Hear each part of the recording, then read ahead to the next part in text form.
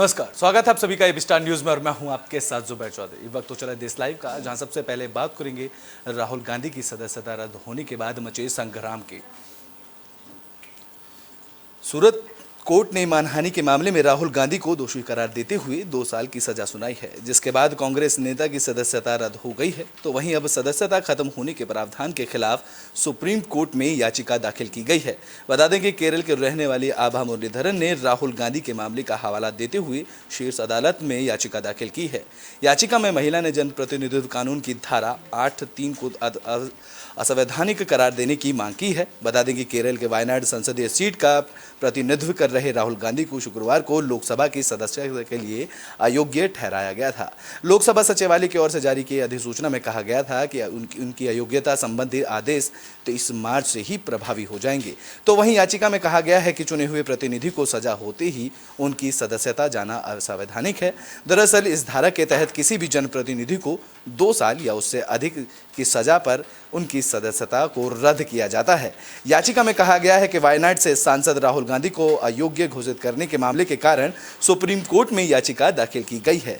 राहुल गांधी को दोष सिद्धि की तारीख से अयोग्य घोषित किया गया है। हालांकि अपील का चरण अपराधों की प्रकृति, अपराधों की गंभीरता और उसका प्रभाव पर समाज और उसके कारकों पर विचार किया जाना जरूरी है और ऑटोमेटिक अयोग्यता का आदेश इसके बाद ही दिया जाता है।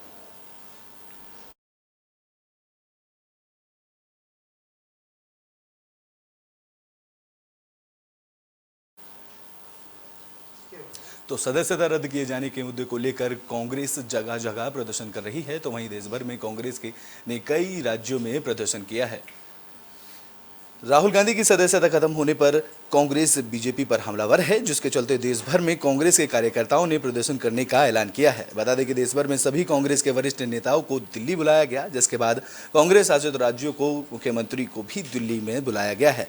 देहरादून में भी अलग अलग राजनीतिक दलों की बैठक हुई, जहां बसपा, आम आदमी पार्टी, यूकेडी और समाजवादी पार्टी के समेत राजनीतिक दलों की बैठक हुई है, जिसमें पूर्व सीएम हरीश रावत भी राजनीतिक दलों की इस बैठक में शामिल हुए। बता दें कि लोकसभा सचिवालय के इस कदम के विरोध में कांग्रेस कार्यकर्ता जगह जगह केंद्र सरकार के खिलाफ विरोध प्रदर्शन कर रहे हैं।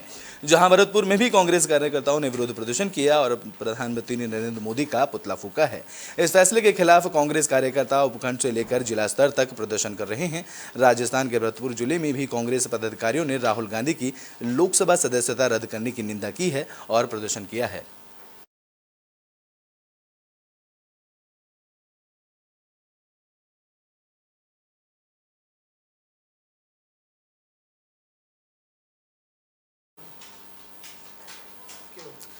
तो वीडियो में बात कर लेते हैं राहुल गांधी की सदस्यता रद्द होने के बाद राहुल गांधी की प्रेस कॉन्फ्रेंस की, जिन्होंने बीजेपी सरकार पर जमकर निशाना साधा है।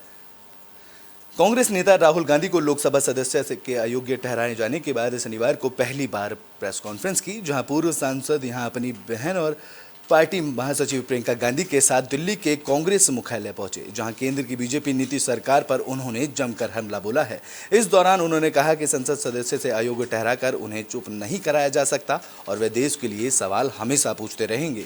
राहुल गांधी ने प्रेस कॉन्फ्रेंस में कहा कि मैंने आप सबके काफ़ी बार बोला है कि मैं हिंदुस्तान में लोकतंत्र का आक्रमण हो रहा है, इसके हमें हर रोज एक नए उदाहरण मिल रहे हैं। मैंने एक ही सवाल पूछा था कि अडानी जी की सेल कंपनीज हैं, उनमें 20,000 करोड़ रुपए किसी ने इन्वेस्ट किया है। असली सवाल यह है कि ये 20,000 करोड़ रुपए किसके हैं। राहुल गांधी ने इसके साथ ही कहा कि देश में लोकतंत्र पर आक्रमण हो रहा है। संसद में मंत्रियों के मेरे बारे में झूठ बोला है, जबकि मैंने ऐसी कोई बात नहीं की थी जिसका उन्होंने दावा किया था। संसद में मेरे भाषणों को हटा दिया गया है। उन्होंने कहा कि मैंने लोकसभा अध्यक्ष से आग्रह किया है कि मुझे जवाब देने का मौका मिले, लेकिन मुझे मौका नहीं दिया गया है। उन्होंने आगे कहा कि अगर ये सोचते हैं कि मुझे अयोग्य घोषित करके डरा धमकाकर या जेल में बंद करने की कोशिश कर मुझे रोक सकते हैं, तो ऐसी मेरी हिस्ट्री नहीं है। मैं हिंदुस्तान के लोकतंत्र के लिए लड़ता रहूंगा और मैं किसी चीज़ से नहीं डरता हूँ, यही मेरी सच्चाई है। तो राहुल गांधी ने लगातार बीजेपी पर हमला बोला है, जहां राहुल गांधी ने सदस्यता रद्द होने के बाद पहली प्रेस कॉन्फ्रेंस की और इस दौरान उन्होंने अडानी मुद्दे को उठाया है। आइए सुनाते हैं क्या कुछ राहुल गांधी ने अपनी प्रेस कॉन्फ्रेंस में कहा है। बता दें कि राहुल गांधी की सदस्यता रद्द होने के बाद उन्होंने सीधे तौर पर प्रेस कॉन्फ्रेंस में अडानी मुद्दे को उठाया और उन्होंने इस दौरान संसद में किए गए उनके भाषणों को लेकर भी मुद्दा बनाया। आइए सुनाते हैं कि क्या कुछ प्रेस कॉन्फ्रेंस में राहुल गांधी ने कहा है। मैंने आप सब से काफी बार बोला है कि हिंदुस्तान में लोकतंत्र पर आक्रमण हो रहा है और इसका हमको हर रोज नए नए उदाहरण मिल रहे हैं। सवाल मैंने एक ही पूछा था,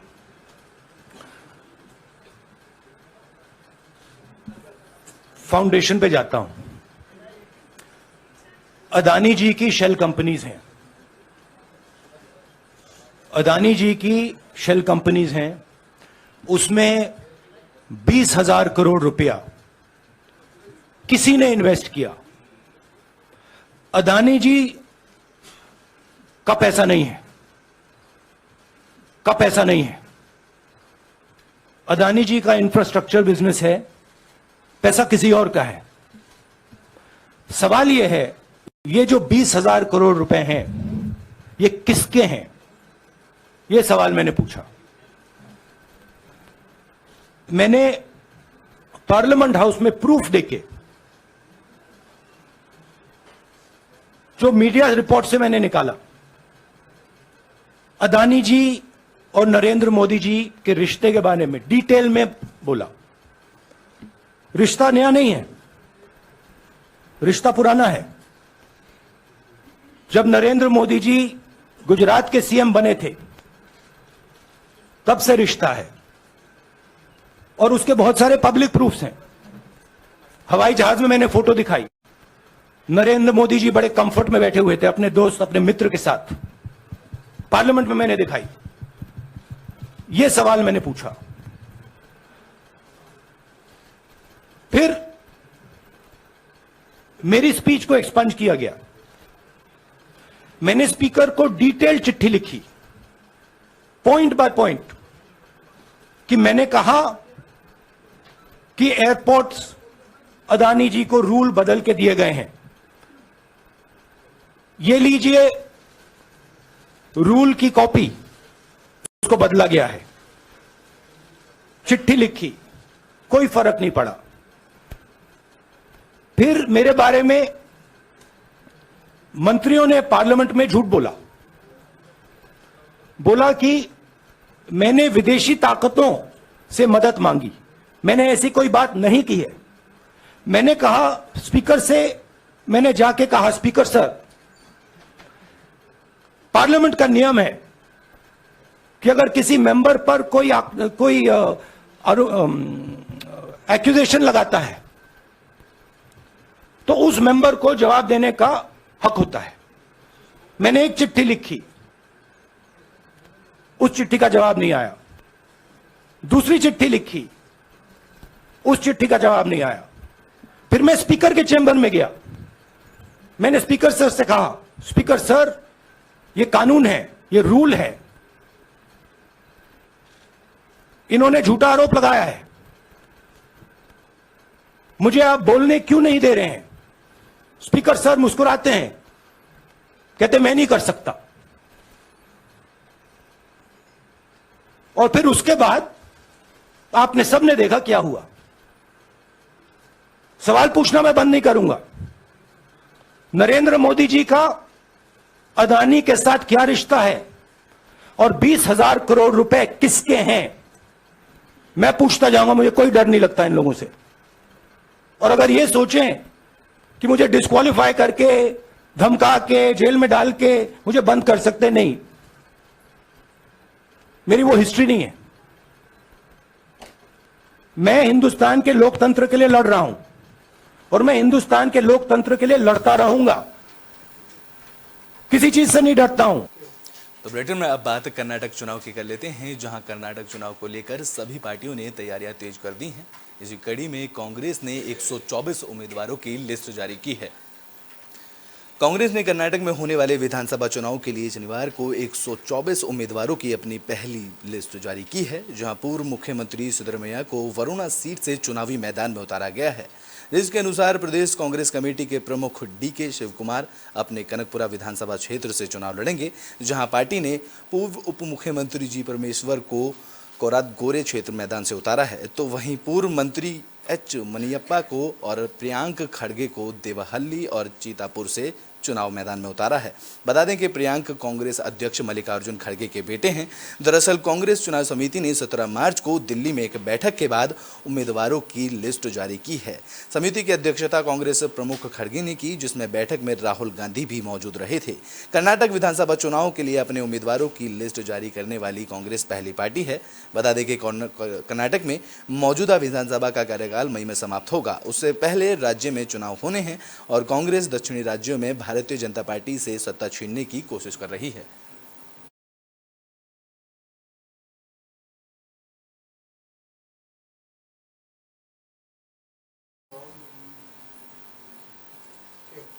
तो लैंड फॉर जॉब मामले में तेजस्वी यादव और उनकी बहन की मुश्किलें कम होने का नाम नहीं ले रही हैं और इस मामले में अब सीबीआई ने तेजस्वी यादव से पूछताछ की है, तो वहीं ईडी के दफ्तर में मीसा पहुंची हैं।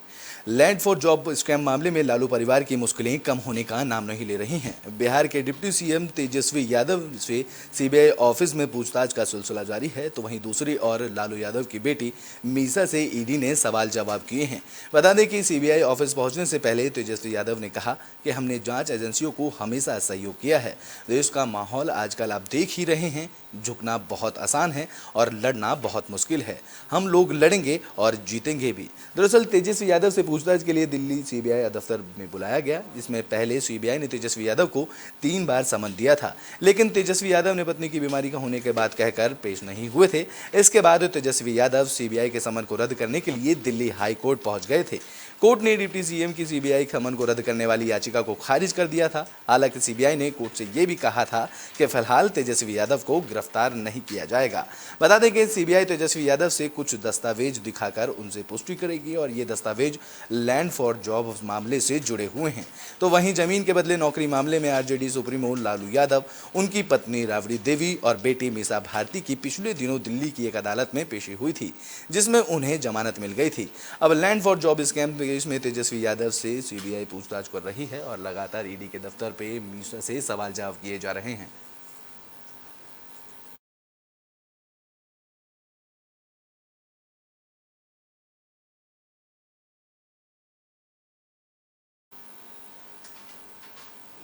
तो ब्रिटेन में बात कर लेते हैं भगोड़े अमृतपाल की। बता दें कि खालिस्तानी समर्थक अमृतपाल लगातार अपना वेश बदल रहा है। खालिस्तानी समर्थक अमृतपाल सिंह बीते कई दिनों से पंजाब पुलिस को चकमा देकर भाग रहा है। भगोड़े अमृतपाल सिंह को एक नए वीडियो में जैकेट, ट्राउजर और चश्मे में देखा गया है। बता दें कि सीसीटीवी फुटेज अमृतसर के हैं और 20 मार्च को ये सीसीटीवी फुटेज रिकॉर्ड किए गए थे। बताया जा रहा है कि अमृतपाल सिंह वहां एक अपने रिश्तेदार के घर छिपा हुआ था। 1 हफ्ते से फरार चल रहा अमृतपाल सिंह बार बार अपना हुलिया बदल रहा है। पुलिस से मिली जानकारी के मुताबिक अमृतपाल सिंह हरियाणा से भागकर अब दिल्ली आ चुका है। पंजाब पुलिस की टीमें दिल्ली पुलिस के साथ मिलकर उसकी तलाश कर रही हैं। जानकारी के मुताबिक दिल्ली के आईएसबीटी बस टर्मिनल पर खालिस्तानी समर्थक अमृतपाल के देखे जाने की सूचना भी मिली है। बता दें कि दिल्ली पुलिस और पंजाब पुलिस ने उसको लेकर सर्च ऑपरेशन शुरू किया है।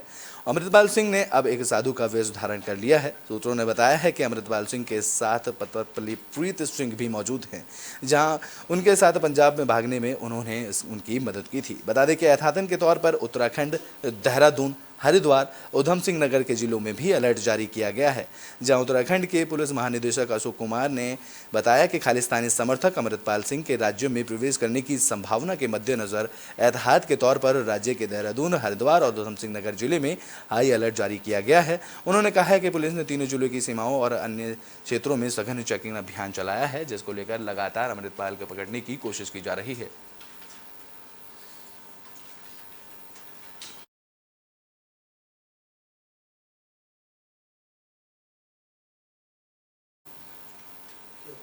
ब्रिटेन में बात कर लेते हैं गुजरात की जेलों में हुई रेड की। बता दें कि गुजरात की 17 जेलों में छापेमारी की गई है।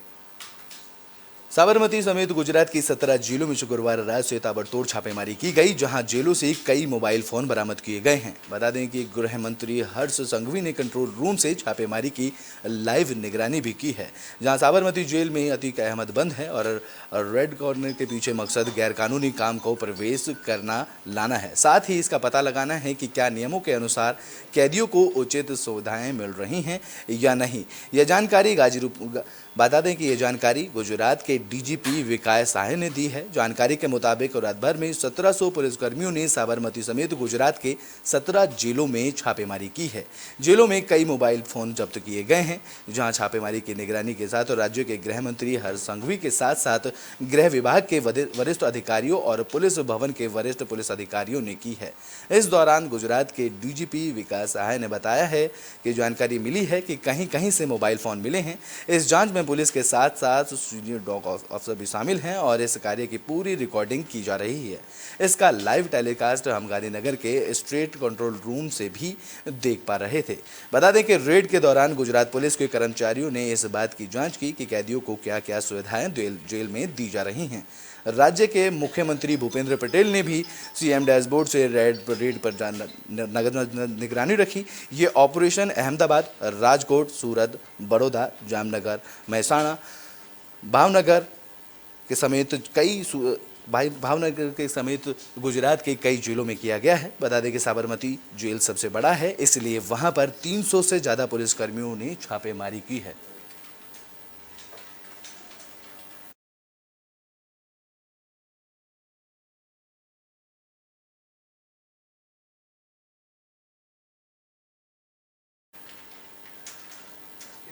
तो बुलेटिन में बात कर लेते हैं देश भर में बढ़ते कोरोना मामलों की। बता दें कि पिछले 24 घंटे में देश भर में 1590 नए मामले दर्ज किए गए हैं। देश में कोरोना के मामलों में लगातार बढ़ोतरी देखी जा रही है और तेजी से एक्टिव मामलों की संख्या भी बढ़ रही है। बता दें कि बीते 24 घंटे में देश में 1590 नए मामले सामने आए हैं और जो कि 146 दिनों में सबसे ज़्यादा मामले हैं। इसके साथ ही डेली पॉजिटिविटी रेट बढ़ गया है और यह रेट बढ़कर अब 1.33% हो गया है। भारत में अब कोविड के सक्रिय मामलों की संख्या 8601 पहुंच गई है। तो वहीं स्वास्थ्य मंत्रालय के आंकड़ों के मुताबिक लोगों के स्वस्थ होने की दर वर्तमान में 98.79% पहुंच गई है, जहां पिछले 24 घंटे में 1500 से ज़्यादा मरीज सामने आए हैं। तो वहीं 910 मरीज कोविड से ठीक भी हुए हैं। बात करें दिल्ली की, तो दिल्ली में 24 घंटे में कोविड के 152 नए केस मिले हैं। इसके साथ ही दिल्ली में पॉजिटिविटी रेट बढ़कर 6.66% पहुंच गया है।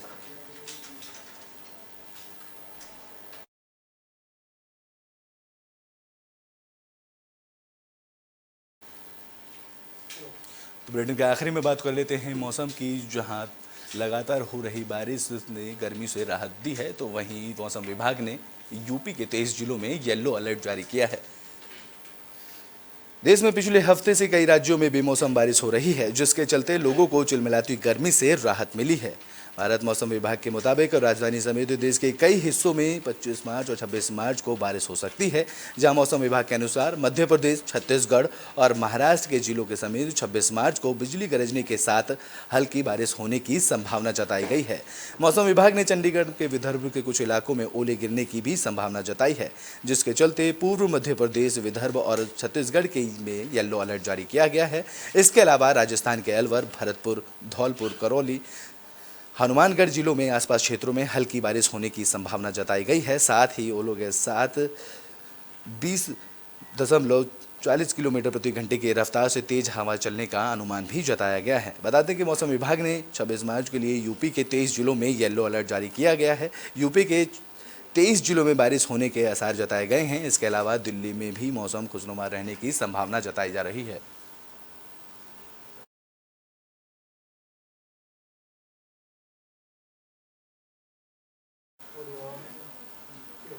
देश लाइव में अभी के लिए बस इतना ही। देश और दुनिया की तमाम खबरों के लिए देखते रहें एबी स्टार न्यूज़।